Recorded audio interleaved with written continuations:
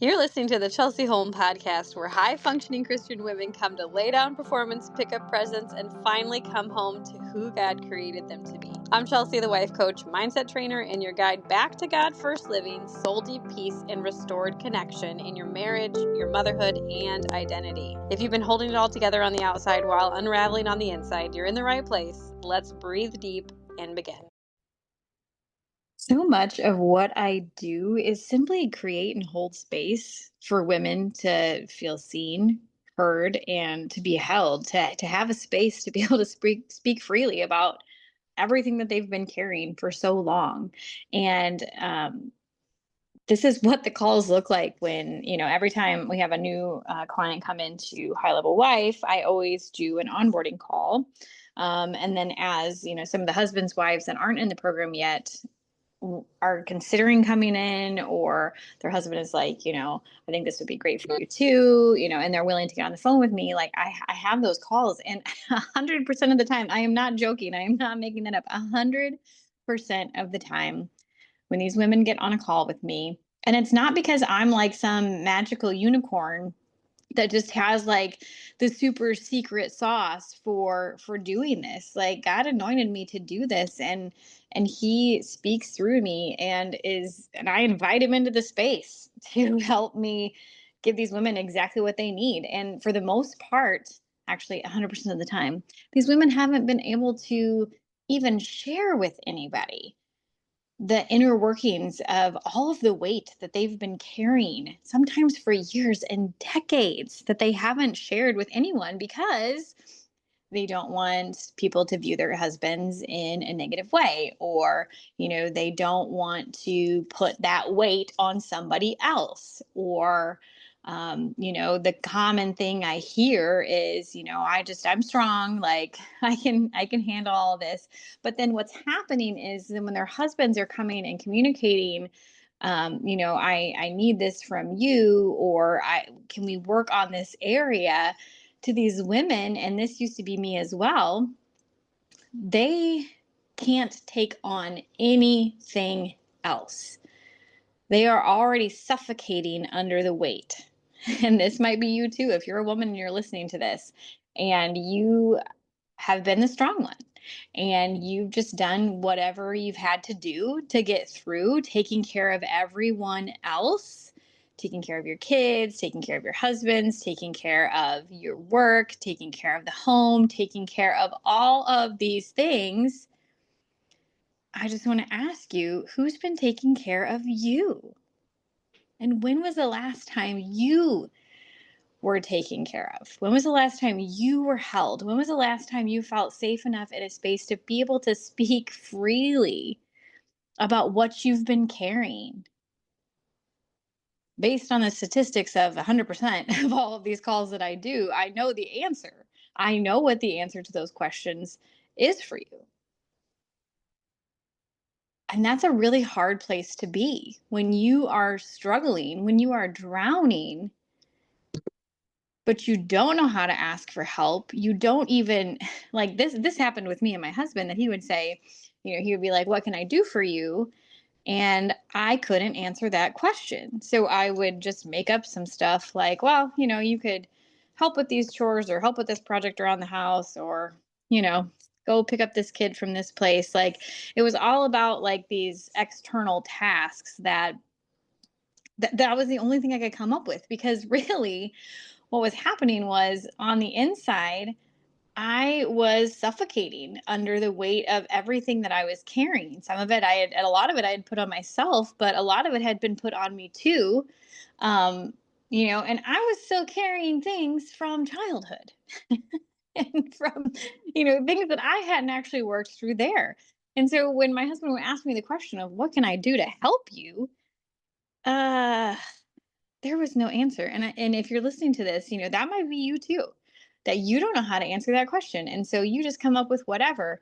And here's the other piece of this. Maybe you feel like you're broken and that you need to be fixed, that you're the problem. That was something that I struggled with as well, thinking that I'm the problem. It's me. I just need to fix myself, or I just need to figure this out. And if I can just figure this out on my own, then everything will be better. But here's the thing.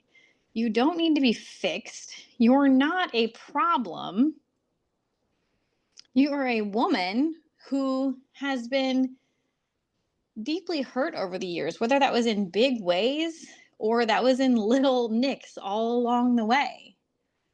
There is still hurt that you're carrying. There is resentment. There are things that you have not grieved.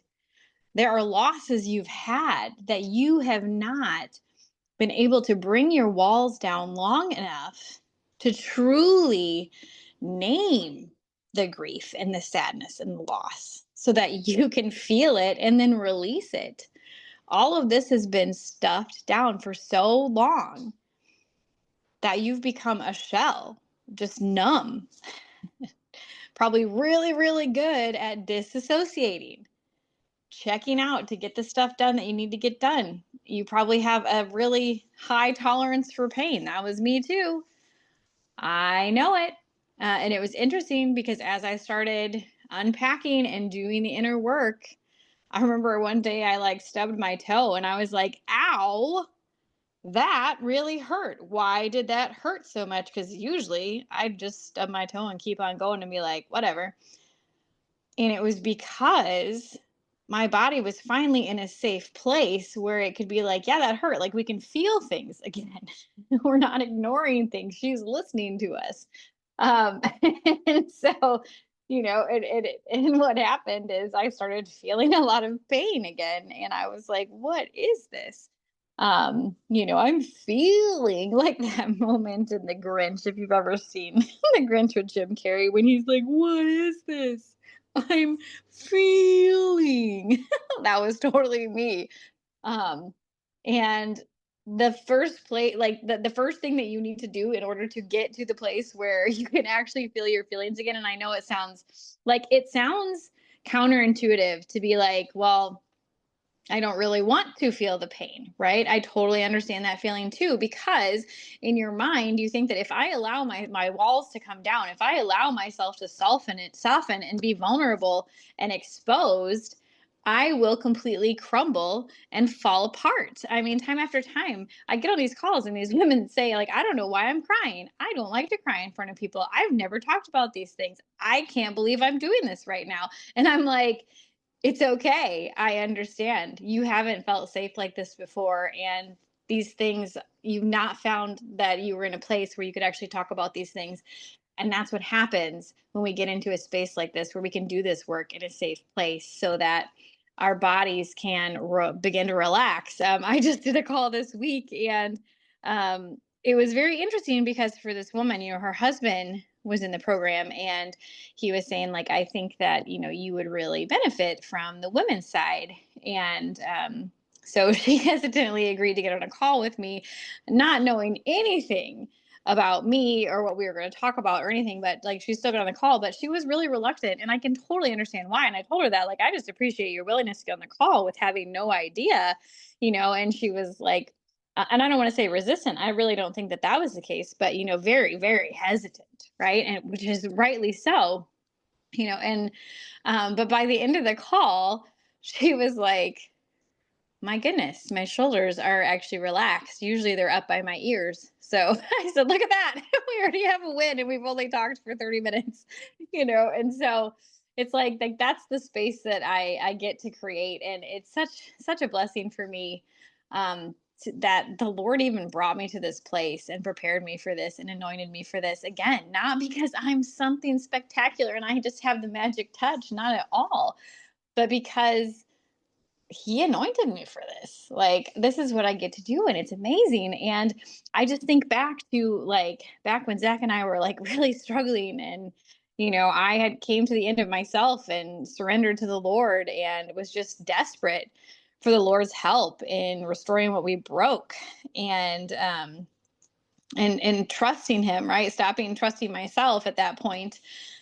And I had one friend that I was able to fully talk about what was going on in our marriage. And that for me was really helped me to start, at least at that stage, the healing process. Right now, as I've said, it's been years, of different stages of healing and getting curious and exploring and naming and releasing and moving through all these things. But the cool thing is, because I walked through all of this, because the Lord has allowed me to walk through all of this on my own, um, I have a whole arsenal of tools from helping you get out of survival mode back into your relaxed state to understanding what is black and white thinking, that if this then this, right, of that limits the possibilities of how God can move in our lives, of tools of just helping your body and your mind and your spirit be one and get out of that stress response so that you can get back into getting to decide what is the pattern that I want to do here, right? What is the outcome that I actually want, right? Instead of being all reactive and then shame on the back end, actually being able to be proactive and be able to think through things consciously so that you get to make a decision of the direction that you're going. Like, I have a whole arsenal of tools that help women with this that I learned because I used them myself. And, so often it's not about fixing us, right? It's about us being able to feel safe and also to create. Here's the thing, because I think so often, we live in this world where it's like if something triggers you, cut it off, right? And like you need to have like all these boundaries, and you need to, just draw a hard line and don't expose yourself to the triggers. And it's like, okay, but that's not actually real life. That's not reality. And so what I actually have done, because I've been able to do it, in myself, was working with a coach, and I guess it was over a year ago now. But it's about creating that safety within yourself, because you're so rooted in the Lord, and you are able to recognize, like, creating an awareness around the old patterns, and you are able to notice the physical responses in your body so that you can address them, right? It's about doing those things in the face and presence of your triggers. Now, by all means, if something is non-essential, like I just helped one of my clients who, was being really triggered by getting on a social media app. And I said, hey, how about for a short amount of time, we just delete that app, right? Or just, take it off your phone, or don't check it, or whatever. Like, I don't even want to say don't check it, because you will check it or you'll be thinking about checking it. I said, so just remove it from your phone for now. And, we'll reevaluate after some time has passed and see, how that's playing into your triggers and your responses and that kind of thing, right? But what do we do when our husband is the one that is triggering us out the wazoo, right? Or our kids, right? Like, we can't remove ourselves or remove them from our lives. Absolutely not. We have to learn how to navigate them in a way that respects them, holds space for them, but holds space for ourselves so that we can be expressive, so that we can name what we're feeling, so that we can recognize old patterns that are hurtful, that get us an outcome, but not an outcome that feels good getting there, right? Like, that's what we do. That's what I do. That's like the first several weeks inside High Level Wife, is helping to walk through those things in the presence of triggers. Because if we don't do those things, then we're just going to try to rely on willpower or some sort of like determination, and that will fail us at some point every single time. And if we haven't created an awareness around physical responses in our body, if we haven't learned how to get out of a stress response, how to get out of that fight, flight, freeze, or fawn, if we haven't learned that, we will continue in the same patterns with the same frustrations. The same cycles many times are generational cycles and patterns. The work that we're doing here is not just impacting us today. It is breaking generational curses and cycles. And not just for us and our kids, but for future generations. Like, this is messy work. I just had a client tell me, she was like, I can understand why it takes a willingness and a commitment to do this inner work, because it is very messy and it's very heavy. In the beginning, when you are literally rewiring your brain by having that awareness first of those physical responses in your body, as you're doing that, it feels like you are a baby again and you are stumbling along trying to learn how to walk, or you've never ridden a bike and you are trying to learn to ride a bike for the first time at whatever age you are. And the crashes hurt a little bit more, right? And we're a little heavier, we hit a little harder. And it feels super awkward at first as we, clunk along. And so inner work is not for the faint hearted. It is not, because it takes that radical willingness, the bravery, the courage to look yourself in the mirror and say, what needs to change in me? What do I need to release? What have I been holding on to for too long that is holding me back from where I want to go? Again, it's not about fixing ourselves. It's about freeing ourselves in partnership with the Lord, releasing the things that He never asked us to carry, right? Letting go of the cup of poison that we keep drinking, that is bitterness and resentment. And instead, learning how to use these things in our lives as prompts to do deeper exploration of, wow, oh, I had what seemed like an overreaction to what my husband just did or said. Now, that tells me something is going on. A deeper wound was poked here. What was that? And now I'm going to be able to get curious. I'm going to be able to do some exploration. I'm going to be able to have compassion for myself. And I'm going to be able to get to the thing under the thing that's actually the thing, so that we can address it and move forward. Like, this is empowering work. It really is. To be able to see and celebrate that this is what I used to do in the face of this situation. But today, I was able to do this. Like, I just walked through this with a client today that, used to, she would have a dream about her husband that, when she would wake up, she would immediately launch into like yelling at him and screaming at him. And, and of course he would shut down or try to go away or like shout back. And instead she shared the dream with him. And she, was able to breathe, remind herself that she's safe, to bring her body back to that relaxed state, to be able to make a conscious decision. And it opened up space between them where he was then able to say, thank you for sharing that with me. I love you. So simple. And I was like, hold, pause. We need to recognize the fact that we did not continue in an old pattern here. You not only rewrote a new pattern, but you walked it out, and you felt at peace and rest in the face of a very triggering thing that you can't control, right? You can't control what your dreams are. But with the work that you do on the inside, you can control what you do with it and how you respond and how you move forward. And so if you are a woman who would define yourself as strong, I don't do feelings, it might be time for you to look into High Level Wife, because it's really about you and helping you to release things and helping you to create safety within yourself. Because as I said, you're so rooted in the Lord that no matter what is going on around you, no matter what the waves are hitting you standing on the rock, you are so solid and secure on that rock, not because you're forcing it or faking it or ignoring the pain or the struggle, but because you are so radically aware of it, and you have the tools and you are implementing new patterns that you can stand against it. And you can do it in a way that feels good. And it doesn't feel like adding more on or trying to fix yourself or trying to figure it out.